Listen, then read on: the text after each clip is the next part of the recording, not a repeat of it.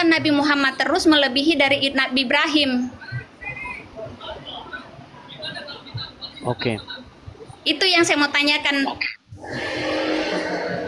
Iya, iya. Padahal kalau kita baca dalam Al-Quran, tidak ada dibeda-bedakan Nabi itu, ya kan? Tapi kelakuan umat Muslim terhadap Muhammad itu Iya. sudah sangat berlebih-lebihan, begitu. Di dalam riwayat-riwayat dikatakan Sangat bagaimana... menyanjung Nabi Muhammad. Maksudnya saya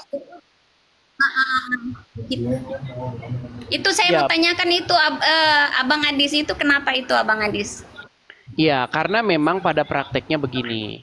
Di dalam perkembangan zaman, ya, sekarang itu banyak orang-orang yang mengaku-ngaku keturunan Muhammad. Yang menggelari diri mereka sebagai Habib-Habib. Nah, Habib-Habib ini, mereka sangat menggembar-gemborkan betapa mulianya Muhammad. Sehingga umat Muslim akan digiring sedemikian rupa untuk mengkultuskan dia dan keturunannya. Nah, apa keuntungan bagi mereka? Cuan, fulus. Ketika keturunan-keturunan Muhammad dalam tanda kutip yang mengaku-ngaku keturunan Muhammad ini, mereka gembor-gemborkan. Turunan Nabi itu mulia. Bahkan dikatakan, kalau ada ulama yang sudah gila, dia bisa dikatakan mantan jadi orang gila, dia tidak bisa disebut lagi sebagai ulama. Tapi kalau ada turunan Nabi gila, dia statusnya masih turunan Nabi, masih Habib, katanya. Dan mereka sangat dimuliakan. Ketika mereka sangat dimuliakan, mereka mendapatkan uang yang banyak. Contoh, bekas tisunya, ya kan? Nih, bekas tisu lap turunan Nabi. Wah, umat Muslim rebutan. Cium-cium kakinya, bekas minumnya, banyak sekali. Lihat aja, bagaimana orang-orang Islam sangat mengkultuskan keturunan Nabi, keturunan Muhammad. Nah, padahal di dalam Al-Quran ada ayat yang mengatakan, Makana Muhammadin aba ahadim mirzalikum. Bukanlah Muhammad itu bapak dari salah seorang laki-laki di antara kalian. Muhammad itu bukan bapak dari seorang laki-laki di antara kalian. Tapi sekarang banyak orang ngaku-ngaku turunan Muhammad. Ketika mereka mengaku keturunan Muhammad, orang-orang Islam di negeri kita ini sangat-sangat menjanjung memuliakan mereka. Ya kan? Sehingga mereka dapat uang yang banyak dari situ.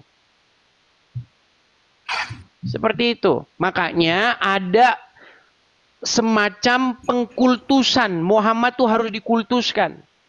Seperti itu.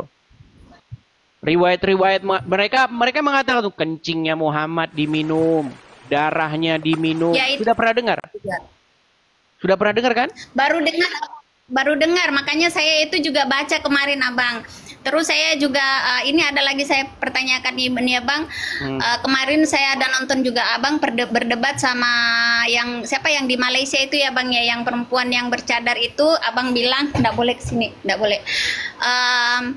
Kenapa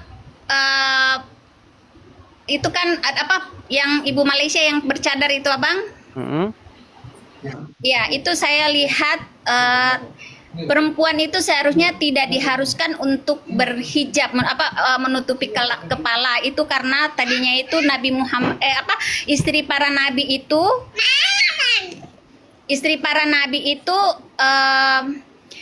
supaya ketahuan yang mana istri yang mana bukan karena hampir semua faktor tubuhnya itu hampir sama, jadi diusulkanlah sama nabi untuk menutup kepala, Bu. Jadi Ya. tidak diharuskan untuk berhijab.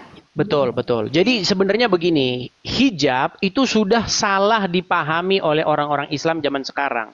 Dan itu kuat dugaan saya, itu adalah sebuah politik. Ya, mereka ingin mengukur sejauh mana kekuatan kaum muslimin. Makanya mereka tandai dengan pakaian seperti itu. Siapa yang memproklamirkan supaya gerakan-gerakan berhijab ini? Namanya Hasan Albani, itu dari Mesir, gerakan dari Mesir. Sebelumnya nggak ada orang Islam berhijab. Apalagi mungkin Ibu Nora kan kelahiran yang lama kan, mungkin kita nggak tahu, mungkin Anda lebih tua atau apa. Dulu zaman-zaman saya sekolah nggak ada perempuan Islam pakai jilbab, nggak ada. Lihat foto-fotonya zaman dulu, nggak ada perempuan-perempuan pakai jilbab. Itu perempuan-perempuan pakai jilbab itu baru sekarang saja. Dan itu, gerakan itu pertama kali dipelopori oleh seseorang yang bernama Hasan Albani dari Mesir. Nah, dulu nggak ada. Nah, adapun zaman dulu, ya, zaman dulu itu Umar sering melihat istri-istri Muhammad tuh buang air, BAB, buang air besar. Nah, karena mereka ingin membedakan mana budak, mana bukan budak, maka disuruhlah pakai yang namanya penutup itu, hijab. Itu idenya Umar. Makanya ada seseorang muslim, cendekiawan muslim, namanya itu adalah Profesor Dr. Sumanto Al-Qurtubi. Nah, Profesor Dr. Sumanto Al-Qurtubi, kalau tidak salah ya namanya, saya agak sedikit lupa. Dia pernah menulis sebuah buku, namanya itu Lubang Hitam Agama. Di dalam buku itu, ada sebuah ayat, ada sebuah paragraf di mana dia membahas Umar bin Khattab dan Muhammad bersekongkol mengarang ayat Al-Quran. Ayatnya tentang itu, tentang bagaimana Umar memberikan ide kepada Muhammad. Wahai Muhammad, bagaimana kalau istri-istrimu ini dipakaikan hijab? Lalu Muhammad setuju. Ya. Akhirnya turunlah ayat. Sudah dipelajari? Saya baru sekilas baca kemarin Abang, makanya saya kan itu semenjak Abang berdebat itu saya baca sedikit. Saya belum sempat karena saya sempat kemarin kan nonton itu tentang Nabi Yesus, terus tentang Nabi Muhammad tadi saya nonton, tentang perdebatan Abang kemarin saya nonton sampai jam 4 itu karena seru ya berdebat di dalam room itu. Jadi saya pikir kan Abang Adi sama ibu-ibu ya berdebat sama Bang Suma, terus Bang Suma sama rekannya. Jadi saya nonton, kok saya logikanya kok saya tidak masuk dengan Bang Suma, tapi saya logikanya lebih masuk ke Bang Adis. Jadi saya pelajarin di situ terus. Makanya saya ini Abang nulis banyak tentang masalah Nabi Muhammad dan di sini saya juga belajar masalah tentang Tuhan Yesus gitu Abang. Ya, ini salah satu contoh ya. Itu misalnya aja sih Abang saya. Oke, ini sebelum Ibu Bu Nara turun ya, saya tunjukkan ayatnya ya. Ini bagaimana Umar di sini ya sebagai pencetus ide tentang ayat hijab itu. Nih ya, ini tertulis di dalam Sahih Bukhari 577 1. Ya, apa dikatakan di sini? Umar bin Khattab, karena kalau nomor hadisnya itu memang ganti-ganti ya, tergantung siapa yang nerbitin. Ya. Tapi intinya begini, dikatakan di sini. Umar bin Khattab pernah berkata kepada Nabi Shallallahu Alaihi Wasallam, tolong perintahkan para istri Anda untuk berhijab. Aisyah melanjutkan, namun beliau tidak melakukannya. Sedangkan istri-istri Nabi Shallallahu Alaihi Wasallam juga biasa keluar pada malam hari ke tempat untuk buang hajat. Nah, maka istri beliau Saudah binti Zama'ah keluar. Ia adalah wanita yang berpostur tinggi. Lalu Umar bin Khattab melihatnya ketika ia berada di majelis. Katanya, hai Saudah, kami mengenalmu. Sesungguhnya Umar menegurnya hanya karena dia ingin semoga ayat hijab segera turun. Kata Aisyah, memang tidak lama kemudian Allah Azza wa Jalla menurunkan ayat hijab. Jadi ayat hijab ini permintaannya Umar bin Khattab. Umar bin Khattab ini. Makanya Umar itu pernah bilang, Umar bin Khattab pernah berkata ya, nih saya tunjukkan. Umar, nih ya, bentar ya. Itu Tuhannya Muhammad itu setuju, nih sebentar. Sabar ya. Sebentar.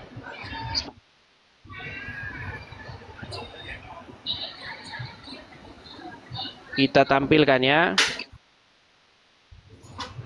Bagaimana Allah itu akhirnya setuju dengan Umar. Karena Umar mengatakan bahwa nih sebentar ya.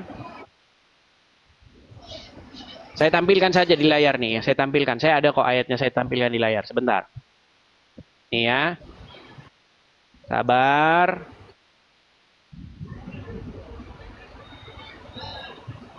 Sebentar ya teman-teman ya. Kelihatan ini? Kelihatan? Kelihatan? Kurang gede bang, kurang besar.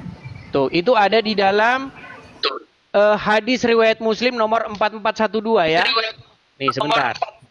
Hadis riwayat Muslim sebentar. Biar Saya ketikkan di sini.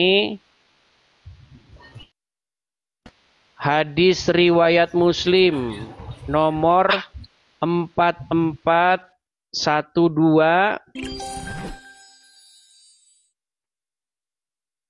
Nih. Saya tampilkan ya hadisnya.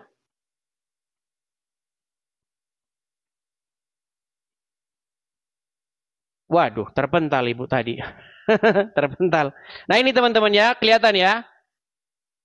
Oke, terpental ibu tadi ya. Nggak apa-apa teman-teman, karena memang ada sedikit beban mental ya teman-teman ya. Kalau muslim ingin mengutarakan kebenaran, itu pasti nanti ibu itu banyak kena inbox, banyak ini bilang segala macam ya. Nah ini, saya tampilkan ya nih.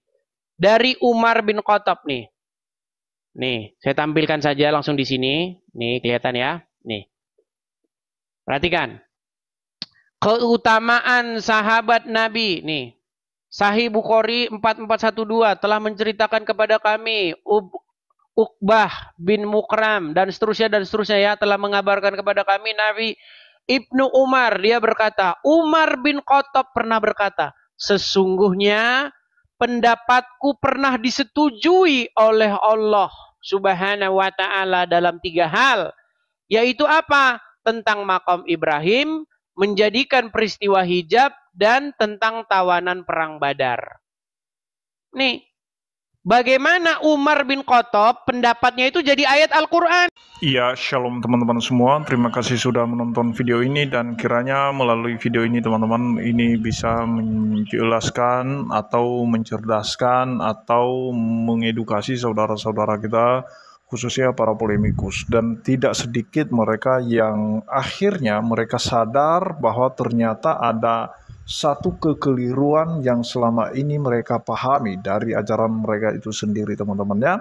Nah seperti Ibu Nara tadi ketika dia mengeluarkan satu pernyataan bahwa justru dia lebih percaya apa yang disampaikan oleh Edis TV tentang ajaran mereka sendiri. Karena kenapa? Karena Edis menyampaikan itu secara jujur berdasarkan data, berdasarkan dalil yang tertulis, dan itu pun sebenarnya nggak perlu ilmu-ilmu tafsir karena itu secara literlek, secara hurufiah tertulis data-data itu, dan semua peristiwa itu terjadi teman-teman ya, sama seperti sejarah atau latar belakang pemakaian hijab itu. Nah ternyata ada satu peristiwa teman-teman ya, seperti yang disampaikan oleh Edis TV, dan saya kurang tahu Ibu Nara ini kenapa dia tidak berhijab. Mungkin karena dia dengar Edis selama ini, dia ikuti, dia nonton secara diam-diam, dan kemudian dia menyelidiki apakah benar semua yang disampaikan Edis itu. Dia menyelidiki dalilnya dan ternyata dia mendapat kebenaran. Malah kita dengar dari Bu Nara dari pernyataannya bahwa dia lebih suka menonton Edis TV, menyimak penyampaian penjelasan Edis TV dibanding dengan penjelasan para ustadz dan juga para polemikus muslim. Nah teman-teman, itu saja yang perlu saya sampaikan. Terima kasih, Tuhan Yesus memberkati semua. Shalom.